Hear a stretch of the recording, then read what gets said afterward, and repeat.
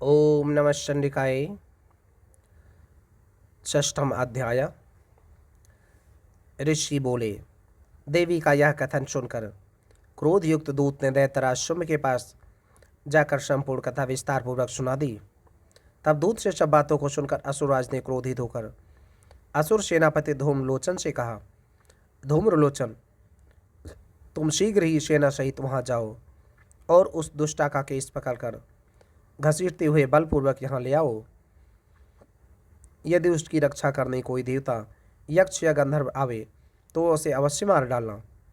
ऋषि बोले। इस प्रकार शुंभ की आज्ञा लेकर धूम्रलोचन 60,000 असुरों की सेना लेकर वहां शीघ्र ही पहुंच गया और देवी को ललकाल कर देखकर ललकाल कर कहा, तू बहुत शीघ्र शुंभ और निशुंभ के समीप चली जा।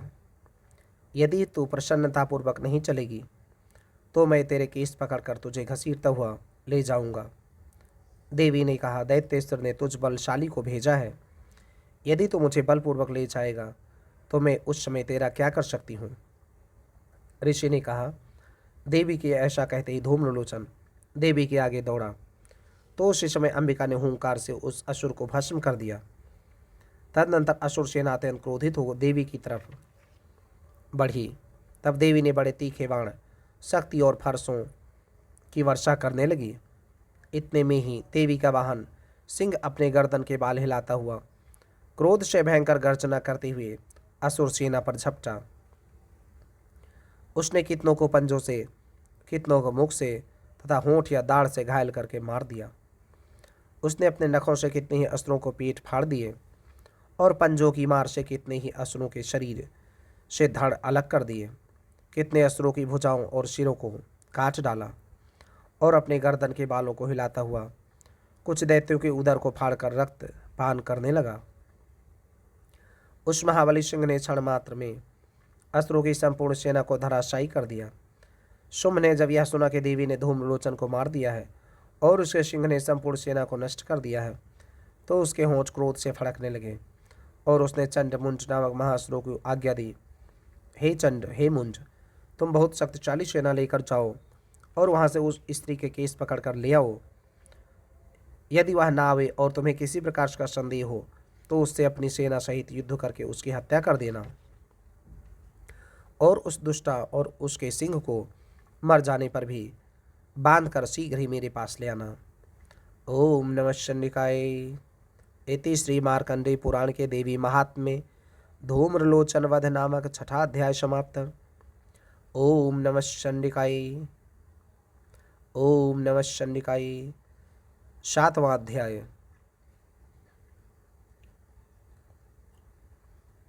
ऋषि बोले। तदनंतर शुंभ की आज्ञा अनुसार चंड और मुंड चतुरंगड़ी सेना तथा संपूर्ण हथियारों से सुसज्जित होकर चल दिए और हिमाचल पर्वत पर पहुंचकर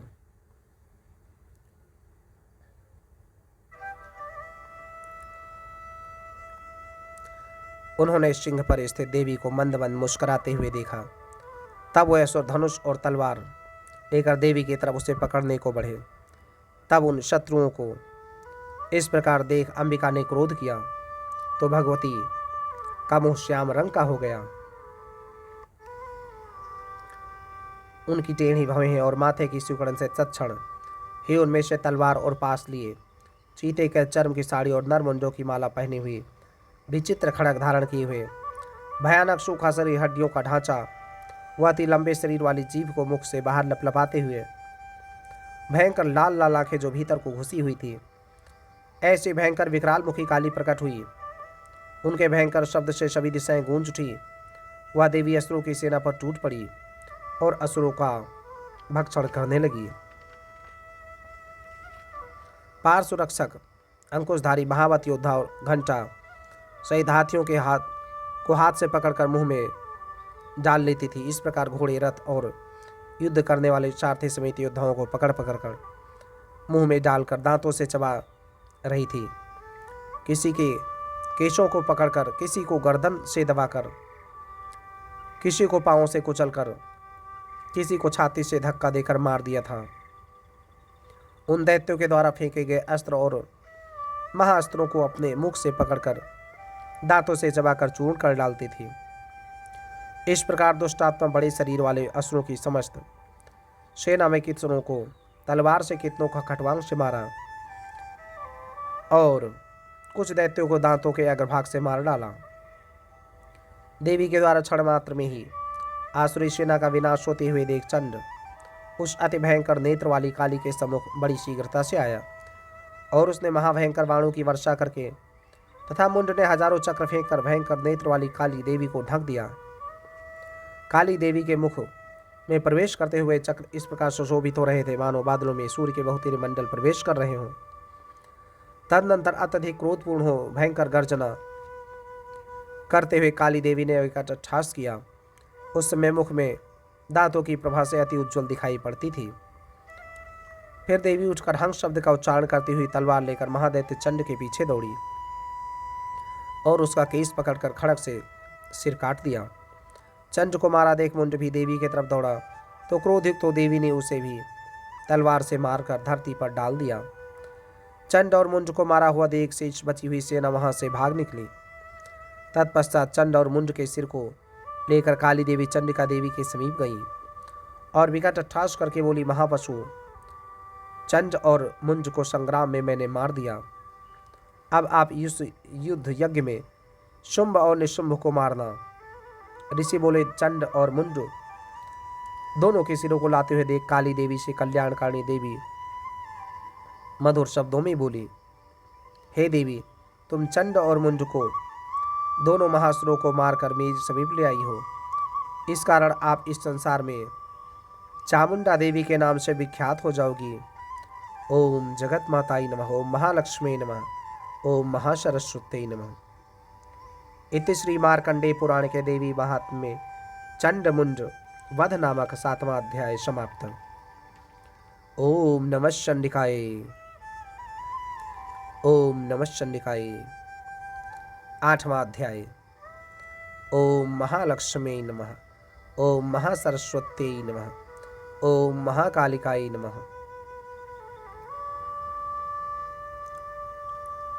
ऋषि बोले, जब चंड और मुंड महासुरों को देवी ने बहुत सी सेना से संहार कर दिया तो असुरेश्वर प्रतापी शुंभ ने अत्यंत क्रोध से अपनी संपूर्ण सेना को संग्राम के लिए कूच करने का आदेश दे दिया और बोला, आज 86 उदायुध असुर सेनापति और 84 कम्बु असुर सेनापति अपनी अपनी सेना को लेकर संग्राम की ओर जाएं। कोटिवीर नाम वाले असुरों के 50 कुल, धूम्र वंश में उत्पन्न हुए 100 कुल, कालक, दौरहृद, मौर्यवंशी और कालकेय वंशी असुर युद्ध में लड़ने के लिए मेरी आज्ञा से शीघ्र चले जावें। भयंकर शासक असुर राज शुंभ ने ऐसी आज्ञा देकर कई हजार महासेना को अपने साथ लेकर युद्ध को चल दिया। उसकी भयानक सेना को चंडिका देवी ने अपनी ओर आते हुए देख धनुष के टंकार से पृथ्वी और आकाश को गुंजा दिया। हे नृप, तदनंतर सिंह ने भी भयंकर गर्जना की और चंडिका ने अपना घंटा बजाकर दूना शब्द कर दिया। धनुष की टंकार, सिंह की दहाड़ और घंटा बजने से इतना शब्द हुआ कि चारों दिशाएं गूंज उठी। इस प्रकार के शब्द को सुनकर असुर सेना ने देवी सिंह और काली को चारों ओर से घेर लिया। हे नृप, इसी समय दैत्यों के संहार करने और देवताओं के कष्ट निवारण के लिए ब्रह्मा, शंकर, स्वामी कार्तिकेय, विष्णु, इंद्रादि देवताओं के शरीर से शक्तियां उत्पन्न होकर उन्हीं के समान रूप, बल, पराक्रम, आभूषण और वाहन से युक्त होकर चंडिका देवी के समीप शीघ्र ही असुरों से युद्ध करने के लिए आई। हंस युक्त विमान में बैठकर रुद्राक्ष की माला पहने हुए, कमंडल लिए हुए ब्रह्मा की शक्ति आई, इसलिए उनका नाम ब्रह्माणी हुआ। शिव जी की शक्ति वृषभ पर सवार होकर त्रिशूल को हाथ में लिए महानाग का कंकड़ और चंद्ररेखा से सुशोभित हो वहां आई। स्वामी कार्तिकेय की शक्ति कौमारी अंबिका देवी उन्हीं के समान स्वरूप धारण करके मोर पर बैठकर शक्ति के लिए असुरों से युद्ध करने को वहां आई। भगवान विष्णु की शक्ति गरुड़ पर बैठकर शंख चक्र गदा सारंग धनुष और खड़ग को हाथ में लिए वहां आई। एक गिवाराह की शक्ति वाराही सुंदर शरीर को धारण किए वहां आई।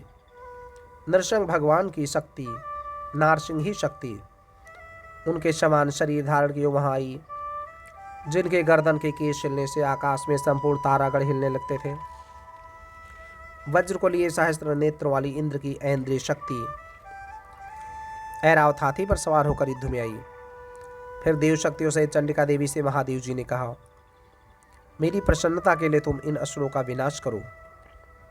तत्पश्चात देवी के शरीर से अत्यंत उग्र स्वरूप धारण किए हुए चंडिका देवी प्रकट हुई, जिसके चीत्कार सैकड़ों गीदड़ों के समान थे।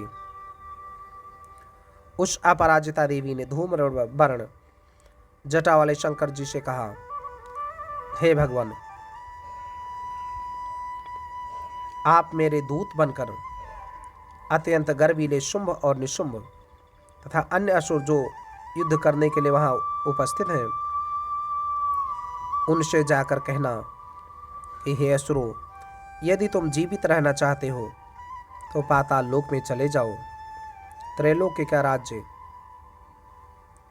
इंद्र को दे दो और देवगणों को यज्ञ भाग का उपभोग करने दो। और अगर अपने बल के घमंड से युद्ध करना चाहते हो तो मेरे आगे आ जाओ। मेरी योगिनियां तुम्हारे शरीर का रक्त पान करके तृप्त होंगी। भगवती ने शिव जी को अपना दूत बनाकर भेजा। इस कारण देवी का इस संसार में शिवदूत ही नाम प्रसिद्ध हुआ। भगवान शंकर द्वारा देवी की बातों को सुनकर वे असुर अत्यंत क्रोधित हुए और जहां कात्यायनी देवी थी उनके पास गए और क्रोध में आकर देवी के ऊपर बाण शक्ति तथा रिष्टि आदि की वर्षा की। असुरों द्वारा चलाए गए बाण शूल शक्ति और फरसा को देवी ने अपने बाणों से खंड खंड कर दिया और वह काली देवी शत्रुओं को अपने त्रिशूल से विदीर्ण करते हुए तथा खटवांग से कुचलने लगी। ब्रह्माणी देवी जहां जाती वहां अपने कमंडल से उन असुरों पर जल छिड़क कर उनके बल वीर पराक्रम को नष्ट कर देती थी। इसी भांति माहेश्वरी देवी ने अत्यंत क्रोधित तो त्रिशूल से, वैष्णवी देवी ने चक्र से और कौमारी देवी ने शक्ति से शत्रुओं का विनाश कर दिया। ऐन्द्री देवी के वज्र से सैकड़ों दैत्य कट कर पृथ्वी पर गिर पड़े तथा उनके शरीर से रक्त बहने लगा। वाराही देवी ने अपने तुंड प्रहार से ही असुरों को नष्ट कर दिया। कुछ असुरों के वक्ष स्थल को अपनी दाढ़ों के अग्रभाग से फाड़ दिया और कुछ को चक्र से काटकर पृथ्वी पर गिरा दिया। नारसिंही देवी अपने नखों से असुरों को फाड़ फाड़ कर चबाते हुए संपूर्ण दिशाओं को अपने घोर शब्द से परिपूर्ण करते हुए रणभूमि में विचरने लगी। शिवदूती देवी के विकट ठास करने से व्याकुल होकर कितने असुर भूमि में मूर्छित होकर गिर पड़े। गिरते ही देवी ने उनको अपना ग्रास बना लिया।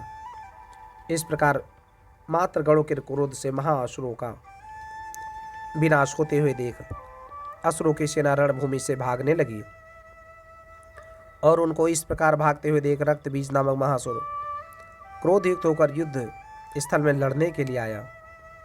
इस असुर के शरीर से रक्त की बूंद पृथ्वी पर पड़ते उसी के समान बलवान एक दूसरा महादैत्य पृथ्वी पर उत्पन्न हो जाता था।